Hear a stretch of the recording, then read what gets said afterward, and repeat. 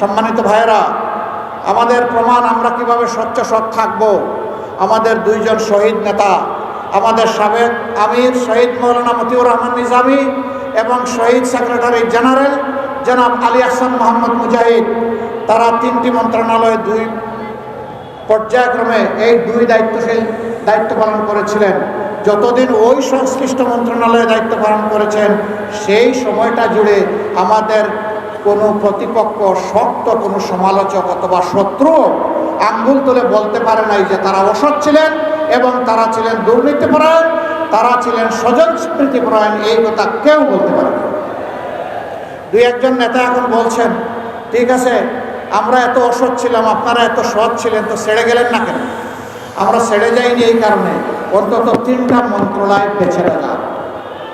বেঁচে যাক, দুর্নীতির হাত থেকে রক্ষা পাক, কিছু একটা ঠিকানা মানুষ পেয়ে যাক এবং বাংলাদেশের মানুষের মনে আস্থা তৈরি হোক। ভালো মানুষের হাতে দেশ গেলে সৎ থাকা সম্ভব, দুর্নীতিও দূর করা সম্ভব।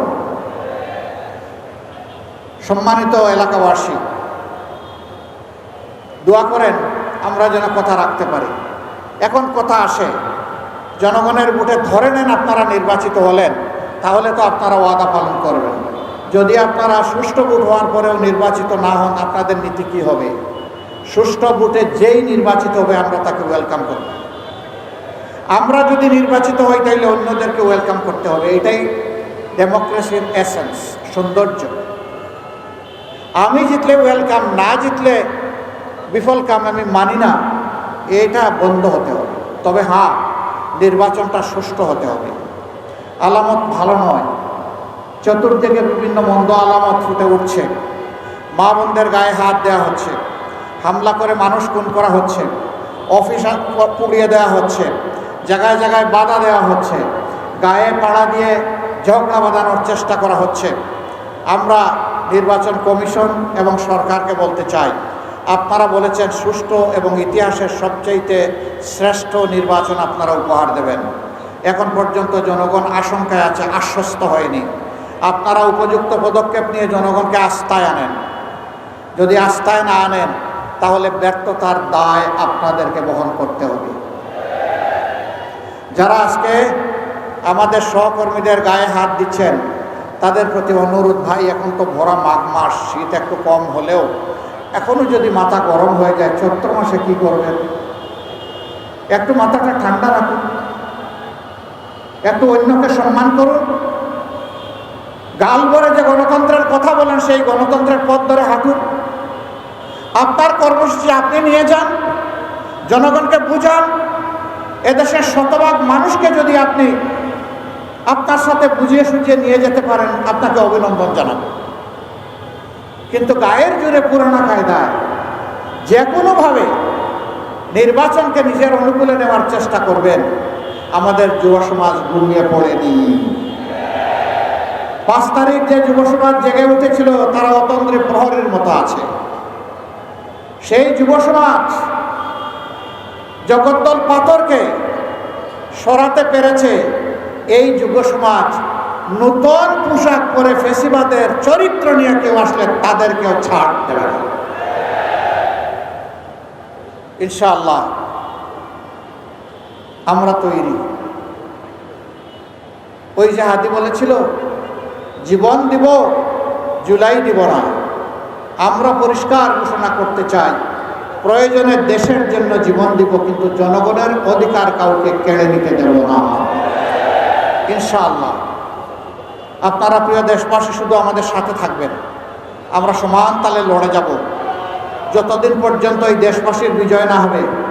স্পষ্ট কথা, আমরা জামাতে ইসলামের বিজয় চাই না, আমরা 18 কোটি মানুষের বিজয় চাই। 18 কোটি মানুষের বিজয়ের জন্য আমাদের লড়াই। এ লড়াই কেউ থামাতে পারবে না। আমরা কোনো শক্তি, কোনো দেশ, কোনো ব্যক্তিকে পরোয়া করি না। আমরা পরোয়া করি আল্লাহ রাব্বুল আলামিনকে। আল্লাহ তাআলা ছাড়া কারো কাছে আমরা মাথা নত করি নাই, মাথা নত করব না। আমরা এদেশের বীরদেরকে বুকে ধারণ করে লড়াই চালিয়ে যাব ইনশাআল্লাহ। এ লড়াইয়ে ইনশাআল্লাহ জনতার বিজয় হবে, সত্যের বিজয় হবে। দুর্বৃত্তদের বিরুদ্ধে ইনশাআল্লাহ আমাদের বিজয় হবে। আমরা সেই বিজয়ের জন্য সবাইকে নিজ নিজ জায়গা থেকে অবদান রাখতে বলি। দুটি ভোট, একটা হচ্ছে হা ভোট। এটাই কারণে ওই বস্তা পচা রাজনীতিকে আমরা বলবো যে তোমাকে লাল কার্ড। তুমি অনেক ভুগিয়েছ, ফ্যাসিস্টের জন্ম দিয়েছ দফায় দফায়। ওই রাজনীতি আমরা আর চাই না। নতুন রাজনীতির প্রয়োজন, স্বচ্ছতার রাজনীতির প্রয়োজন, দায়বদ্ধতার রাজনীতির প্রয়োজন। বাংলাদেশ জামাতে ইসলামী থেকে যারা নির্বাচিত হবেন, আমরা কথা দিচ্ছি বছরে একবার জনগণের কাছে শুধু নিজের নয়, পরিবারের সকল সদস্যের হিসাব স্পষ্টভাবে তুলে ধরতে বাধ্য হবেন। এই 5 বছর কি করেছেন, জনগণের সম্পদ তাদের পকেটে ঢুকেছে কিনা জনগণকে বুঝার সুযোগ দিতে হবে। দেশের সম্পদ দেশের জনগণের, সুতরাং আমাদের কাছ থেকে হিসাব বুঝে নেওয়ার অধিকারও জনগণের। আপনারা সেই অধিকার আমাদের উপর প্রয়োগ করবেন ইনশাআল্লাহ।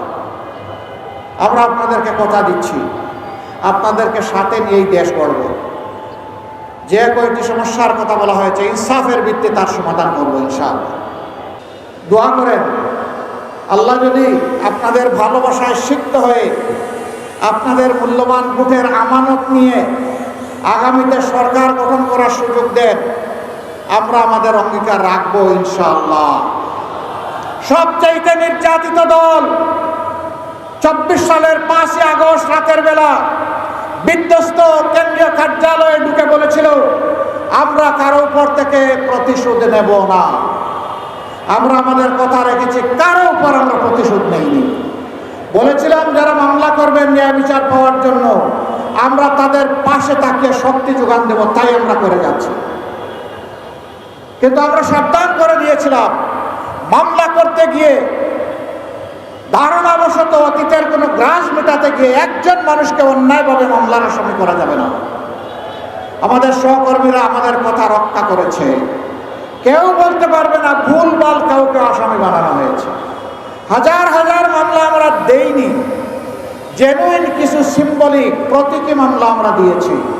আমরা বিশ্বাস করি আসল বিচারটা হবে আল্লাহ তাআলার দরবারে, আদালতে, আখিরাতে। দুনিয়ার বিচারের একটা অংশ হলে দুর্বৃত্তরা অপকর্ম করার সাহস পাবে না। এজন্যই আমরা মামলাগুলা করার অনুমতি দিয়েছি। আমরা কথা দিয়েছিলাম, আমাদেরকে আর্থিকভাবে নিঃস্ব করা হয়েছে, দোকানপাট আমাদের লুটতরাজ করা হয়েছে, চাকরি থেকে তাড়িয়ে দেওয়া হয়েছে, কিন্তু আমরা হারাম চাঁদাবাজির দিকে আমরা হাত বাড়াবো না। আমরা আমাদের কথা রেখেছি। আমাদের সহকর্মীরা চাঁদাবাজি করে না, কারণ আমাদের সহকর্মীরা এই দেশকে ভালোবাসে, মানুষকে ভালোবাসে। যারা দেশ এবং মানুষকে ভালোবাসে তারা মানুষের কোনো ক্ষতি করে না। আমাদের সহকর্মীরা আল্লাহ তাআলাকে ভয় করে। দুনিয়ার পুলিশ আর্মি আমাদেরকে না দেখতে পারে, আল্লাহর নিয়োজিত ফেরেশতারা আমাদেরকে প্রতিনিয়ত রেকর্ড করছেন। আদালতে আখিরাতে ভালোর জন্য পুরস্কার পাবো, অন্যায়ের জন্য আমাকে তিরস্কৃত এবং শাস্তি পাওয়ার জন্য প্রস্তুত থাকতে হবে। এ ভয় আমরা করি। সম্মানিত ভাই ও বন্ধুগণ, প্রথম ভোটটি হবে ইনসাফের পক্ষে, মুক্তির পক্ষে, নূতন রাজনৈতিক ব্যবস্থাপনার পক্ষে। হা ভোট। প্রথম ভোটটা কি হবে? হা মানে আজাদি, না মানে গুলামি। আজাদি না গুলামি? আজাদি, আজাদি, গুলামি নয়। আমরা গুলামি মানব না। দ্বিতীয় ভোটটি হচ্ছে ইনসাফের পক্ষে। আমাদের প্রতীক দাঁড়িপাল্লা। আমরা জনগণকে তাদের অধিকার মেপে মেপে কাড়ায় গন্ডায় আমরা বুঝাই দিতে চাই। আমি এখন সেই ইনসাফের প্রতীক দাঁড়িপাল্লা 12 নম্বর আসনে, ঢাকার এই মর্যাদাপূর্ণ আসনে, বিশাল শিল্প এলাকা, বাণিজ্যিক এলাকা, আবাসিক এলাকা নিয়ে এই আসনে বাংলাদেশ জামাতে ইসলামী যাকে 11 দলের পক্ষ থেকে মনোনয়ন দিয়েছে, আমাদের প্রিয় ভাই, প্রিয় নেতা জনাব সাইফুল আলম খান মিলনের হাতে আমি তুলে দিচ্ছি।